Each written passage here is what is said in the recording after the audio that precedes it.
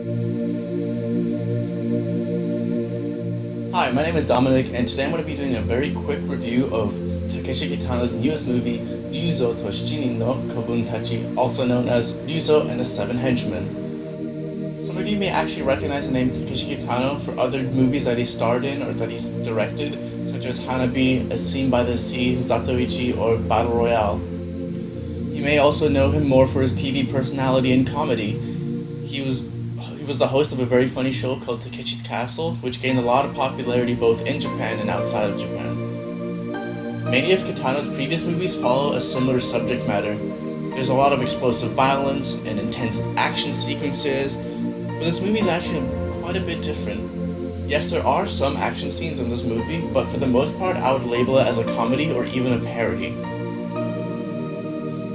Because the movie is all in Japanese, you may be afraid that you'll miss out on something or that it won't be as good to you, but I assure you that the subtitles and the actors' performances are more than enough to make you enjoy the film. As the title suggests, this movie is about a man by the name of Ryuzo and his 7 friends or henchmen. Ryuzo is an ex-Yakuza member living in modern Japan, and he's struggling to try and fit in. Ryuzo is used to having this code of honor and ethics and family, but instead he usually just gets ignored or harassed for being an old man.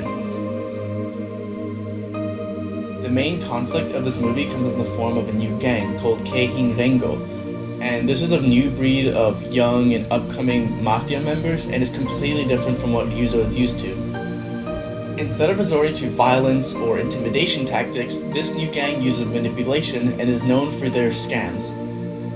Ryuzo becomes an attempted victim of one of these scams, where one of the members of the gang calls him up and pretends to be his son and asks him to deliver 5 million yen. Now luckily Ryuzo is able to see through this scam, and together with his old friend Masa, they decide to get back together and rebuild their Yakuza empire.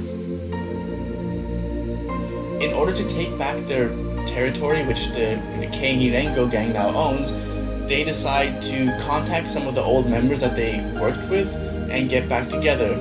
Now this is one of the funniest scenes, seeing all of these old men come together and having like a reflection of their past. You get to see a flashback in black and white, and this is some of the most action that you see until this part of the movie. I would say for the most part, the comedy in this movie comes from the idea of having these 8 past their prime Yakuza members face off against a whole bunch of young men. It just seems kind of absurd, and this theme of absurdity follows into the action sequences. There's a scene where Ryuzo and his men get into a bus and they order it to chase down a man in a car.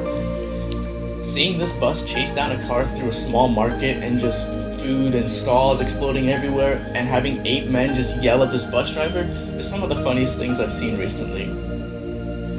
Of course, there's also a lot of dark humor in this movie, but for the sake of not spoiling it, I'm just gonna leave it at that.